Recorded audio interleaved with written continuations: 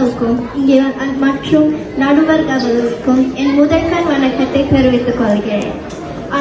அந்த காலத்துலலாம் சிறியவர்கள் எக்ஸாம் போனா என்ன பண்ணுவாங்க, டென்ஷனோட புரட்டி போட்ட புக்கே திருப்பி புரட்டி போடுவாங்க. ஆனா இந்த காலத்து சிறியவர்கள் என்ன பண்றாங்க தெரியுமா, புக்க பாக்குறாங்களோ இல்லையோ ஃபேஸ்புக் ஸ்டேட்டஸ் பாக்குறாங்க. அதுல என்ன பண்றாங்க, நான் எக்ஸாம் போறேன் அப்படின்னு ஸ்டேட்டஸ் போடுறாங்க. ஸ்டேட்டஸ் போட்டாலும் பரவாயில்ல, அப்ப ஓபன் பண்ணி லைக் போட்டாங்களா வியூ பண்ணாங்களா அதுலதான் ஆர்வம் இருக்கு. இப்ப எக்ஸாம்ல கொஸ்டின் பேப்பர்ல கொஸ்டின் வருதோ அதுல என்ன ஆர்வம் இருக்கும் இல்லையோ, ஆனா ஸ்டேட்டஸ் லைக் போட்டாங்களா பார்த்தாங்களா அதுலதான் நிறைய ஆர்வம் இருக்கு. இப்ப ஒருத்தன் போன்ல டியூட் நீங்க இதை என்ன பண்ணுவீங்க, டியூட் இதை எப்படி பண்ணுவீங்க, டியூட் இதை எப்படி பண்ணணும்னு கேட்டுருந்தான். அப்ப அவங்க அம்மா வந்து கேட்டாங்க, டேய் நீ யார்கிட்டடா பேசிட்டு இருக்கேன்னு. அப்ப சொன்னா, அப்பா நான் வந்து என்னோட சார்கிட்ட பேசிட்டு இருக்கேன்னு. அவரும் கேட்டாரு, டேய் சார டியூட் நான் கூப்பிடுவேன். அவனும் சொன்னா, அப்பா அவர் எனக்கு சார் ஆகிறதுக்கு முன்னாடியே எனக்கு ஃபேஸ்புக் இன்ஸ்டா வாட்ஸ்அப் ஃப்ரெண்டுன்னு இதுலே தெரியாதா கேட்ஜெட்ஸ்னால இப்ப ஆசிரியர்கள் மாணவர்கள் ரிலேஷன் எப்படி ஆயிடுச்சுன்னு. இப்ப செல்ஃபிக்கு வேற எனக்கு நின்னா செல்ஃபி, உட்காந்தா செல்ஃபி, படுத்தா செல்ஃபி, போனா செல்ஃபிக்கு வந்தா செல்ஃபி, செல்ஃபின்னு செல்ஃபில உட்கார்ந்து இருக்காங்க. இந்த காலத்து சிறியவர்கள் செல்ஃபி எடுத்தாலும் பரவாயில்ல, அப்ப social media Facebook Insta WhatsApp அப்ப போஸ்ட் ஸ்டோரின்னு போட்டுட்டு இருக்காங்க. ஆசிரியர் நடுவர் அவர்களே, இதனாலதான் சிறியவர்கள் நிறைய நேரம் கேஜெட்ஸ் யூஸ் பண்றாங்க. என் பேச்சை முடித்துக் கொள்கிறேன். நன்றி, வணக்கம். அக்ஷிதா சொன்னதுல ஒண்ணு ரொம்ப உண்மைங்க. இந்த பேண்டமிக் சமயத்துல தான் எனக்கு வந்து வாட்ஸ்அப்ல ஸ்டேட்டஸ் இருக்கிறதே தெரியும். நான் ஸ்டேட்டஸ் உட்காந்தா ஸ்டேட்டஸ், சமைச்சா ஸ்டேட்டஸ், வெக்கேஷன் போனா ஸ்டேட்டஸ். முதல் மரியாதையில ஒருத்தர் சொல்லுவாரு, இந்த எனக்கு ஒரு உண்மை தெரிஞ்சாகணும் அப்படின்னு ஒரு படம் முழுக்க ஒரு லைன் வரும். நான் இப்ப கேட்கணும், வாட்ஸ்அப்ல எதுக்கு ஸ்டேட்டஸ் போடுறாங்க, எனக்கு அந்த உண்மை தெரிஞ்சாகணும். ஆனா வாட்ஸ்அப் ஸ்டேட்டஸ்க்கு லைக் போட முடியும், பேஸ்புக் ஸ்டேட்டஸ்க்கு லைக் போட முடியும்னு எனக்கு இன்னைக்கு தான் தெரியும். நான் இது தெரியாம எல்லாரும் ஸ்டேட்டஸும் போய் பார்த்து ஒண்ணுமே போடாம வச்சிருக்கேன்.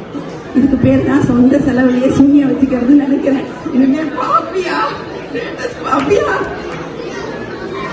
இவங்க எங்க அணியினர் என்ன சொன்னாலும் பரவாயில்ல, நாங்க அதை அளவை கூட நம்பவே மாட்டோம், பெற்றோர்கள் தான் அப்படின்னு பேச வராங்க ஹர்ஷிதா ஸ்ரீனிவாசன்.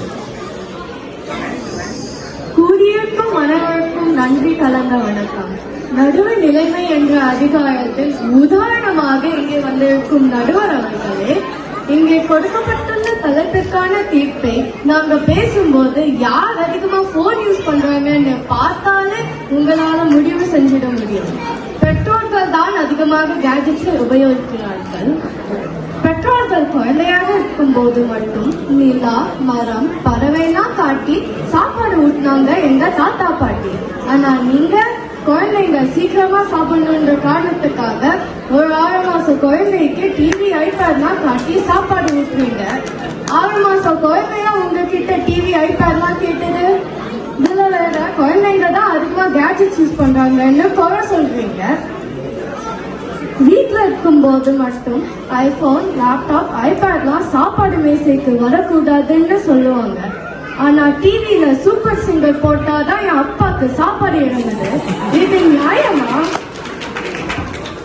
இது கூட பரவாயில்ல, ஒரு பாட்டுல கெட்டு கதை போகும்போது குழந்தைங்க எல்லாரும் கேஜெட்ஸ் தான் யூஸ் பண்ணாதீங்கன்னு சொல்லுவாங்க. ஆனா பெரியவங்க பாதி நேரம் டிவி இல்லைன்னா போன்ல ஏதாவது பார்த்துட்டு இருப்பாங்க. சரி, இங்கதான் எப்படி இருக்குன்னு பார்த்தா 40 வருஷமா வேலைக்கு போகும்போது போன் யூஸ் பண்ணாத பாட்டி இப்போ ஆலய தட்சணத்தை வாட்ஸ்அப்ல முடிச்சிருவாங்க. கடைசியா ஒண்ணு சொல்லி முடிக்கிறேன். இது ஒரு நகைச்சுவையான தலைப்பா இருந்தாலும் ஒரு சமூக அக்கறையுள்ள தலைப்பு. 2013ஆம் ஆண்டில் நடந்த ஒரு ஆராய்ச்சியில் 58% பெற்றோர்கள் கேஜெட்ஸ் வச்சு பேபி சிட் பண்றாங்க. சின்ன வயசுல இருந்தே குழந்தைங்களோட டைம் ஸ்பெண்ட் பண்ணாம நிறைய பெற்றோர்கள் கேஜெட்ஸ்ல பழக்கி விட்டுறாங்க. இது நிறைய குழந்தைங்களோட மன அழுத்தத்துக்கு காரணமா இருக்கு. நடுவர் அவர்களே, இதற்கான நல்ல தீர்ப்பை வழங்குவீர்கள் என்று விடைபெறுகிறேன். வாழ்க தமிழ், வளர்க தமிழ். நன்றி, வணக்கம். ஐஸ் கட்டிய பெருசா எனக்கு ஜலதோஷம் பிடிக்க போதுமா? அதாவது நாங்க குழந்தைங்களா இருந்த போதெல்லாம் தூர்தர்ஷன் ஒரு சேனல் தான் வரும். இங்க இருக்கிறவங்களுக்கு எத்தனை பேருக்கு தெரியும் தெரியல, பார்த்தா எல்லாரும் 90 கிட்ஸ் மாதிரி இருக்கீங்க. நாங்க தூர்தர்ஷன் ஆரம்பிச்ச காலத்துல நான் வந்து 7ஆம் கிளாஸ் படிக்கும் போதுதான் டிவினா எனக்கு என்னன்னே தெரியும். அப்போ தூர்தர்ஷன் ஒரு சேனல் வரும். ப்ராட்காஸ்டே மொத்தம் ஒரு 3 hours தான் இருக்கும். அப்புறம் அது ஒரு 6 hours ஆக்கினாங்க. சாட்டர்டே சண்டேல இருக்கும், அந்த மாதிரிலாம் இருக்கும். ஆனா நீ சொன்ன பத்தியா, நாங்க எங்களுக்கு ஒரு பெஸ்ட் இது என்னன்னா, வெள்ளிக்கிழமை சாயங்காலம் ஒலியும்னு ஒரு ப்ரோக்ராம் போடுவாங்க. அதுக்கு அடிச்சு புடிச்சு டிவி முன்னாடி வந்து அம்மா தோசை வாத்து போடுறாங்களா, இட்லி வாத்துட்டு போடுறாங்களா, நம்ம வாய்க்குள்ள தோசை போகுதா, இட்லி போகுதா, இல்ல ஈ போகுதான்னு தெரியாது. அப்படியே அதை பார்த்துட்டே சாப்பிடணும். அதுல ஒரு சந்தோஷம். அப்பா பாவம் அந்த ஞாபகம் வந்திருக்குமா இருக்கும். சரி அம்மா இங்க தோசை வாத்து போடுறாளே, சூப்பர் சிங்கர் பார்த்துட்டே சாப்பிடுறாரு. இது ஒரு தப்பாமா? ஆனா ஒரு விஷயம் நீ சொன்னது கரெக்ட். நிலா காட்டி சோறு ஊட்டாம நிக்கலோடியன் சேனல் காமிச்சது யாரோட தப்பு? நம்ம தப்பு தான். பறவையை காமிச்சு பழம் ஊட்டாம பெப்பா பிக்க போட்டு விட்டு தட்டில வந்து நறுக்கி போட்டது யாரோட தப்பு? நம்ம தப்பு தான். ஆனா பாட்டி ரிட்டையர் லைஃப் எப்படி இப்படிதான் என்ஜாய் பண்ண முடியும்? என்ன பண்ண முடியும்? நம்ம ஊர்ல இருந்தா ஒன்னக்கூடியும் கோயிலுக்கு போனா, இப்ப நீ இங்க இருக்க, அதனால பாட்டி எல்லாத்தையும் வந்து வாட்ஸ்அப்ல எல்லா தரிசனமும் முடிச்சிருந்தாங்க. நீங்க சூப்பர் சிங்கர் பாக்குறது தப்பே இல்ல பெற்றோர்களே அப்படின்னு அடுத்ததா பேச வருது திருமுகிலன் செந்தில்குமார். தராசில் இருக்கிற முள் போல எந்த பக்கமும் சாயாம தீர்ப்ப சொல்ல காத்திருக்கும் நடுவர் அவர்களே, செல்ஃபியில் ஃபில்டர் ஆப்ஷன் இருக்குன்னு தெரியாம ஃபுல் மேக்கப் உடன் செல்ஃபி இருக்கும் பெற்றோர்களே, இரவு முழுக்க வீடியோ கேம் விளையாடும் குழந்தைகளே, வராத இலக்கணத்தை வலுக்கட்டாயமாக சொல்லிக் கொடுக்கும் ஆசிரியர்களை என்னதான் பெற்றோர்கள் ஐடில வேலை செஞ்சாலும் கேஜெட்ஸை பத்தி சொல்லிக் கொடுக்கிறது குழந்தைங்க தான். என் அப்பா கிட்ட போய் PS5 வாங்க சொன்னா அவர் வந்து PS2 இல்லையே PS5 எப்படி கேட்பேன்னு சொல்றாரு. அவங்களை பொறுத்த வரைக்கும் PS பொன்னியின் செல்வன், ஆனா நான் கேட்கிற PS வந்து பிளே ஸ்டேஷன். இது அவர்கிட்ட சொல்லி முடிக்கிறதுக்குள்ளேயே பொன்னியின் செல்வன் 2 வந்துடும். என் அம்மா கிட்ட போய் ஏதாச்சும் டவுட் இருந்தா சிடி இல்லைன்னா அலெக்ஸாவை கேளுங்கன்னு சொன்னேன். அதுக்கு அவங்க வந்து அவங்கள டிஸ்டர்ப் பண்ணலாமான்னு கேட்குறாங்க. அவங்க வந்து சிடி அலெக்ஸா பக்கத்து வீட்டுக்காரங்கன்னு நினைச்சிட்டு இருக்காங்க. எதிரி ஸ்ருதி கூட சொன்னாங்க அவங்க பெற்றோர்கள் நிறைய ஆன்லைன் ஷாப்பிங் நிறைய கேஜெட்ஸ் யூஸ் பண்றாங்க. ஆனா ஆன்லைன் ஷாப்பிங் சொல்லி கொடுத்ததே ஸ்ருதி தானே அவங்க அப்பா சொன்னாங்க. பேண்டமிக் அப்போ பெற்றோர்கள் ஆசிரியர்கள் ஒர்க் ஃப்ரம் ஹோம் பண்ண ரொம்ப கஷ்டப்பட்டாங்க. ஆனா குழந்தைங்களுக்கு ரொம்ப ஈஸியா இருந்துச்சு. ஏன்னா அவங்க நிறைய கேஜெட்ஸ் யூஸ் பண்ணதுனால எல்லாம் எப்படி யூஸ் பண்ணணும்னு அவங்களுக்கு தெரிஞ்சிருக்கு. 50 வயசையும் தாண்டியும் நிறைய பெற்றோர்கள் கண்ணாடி போடுறதில்லை. ஆனா 5 வயசே தாண்டாம நிறைய குழந்தைகள் கண்ணாடி போடுறாங்க. இதெல்லாம் பார்த்து தெரியுது பெற்றோர்களை விட குழந்தைங்க தான் அதிகமாக கேஜெட்ஸ் யூஸ் பண்றாங்க.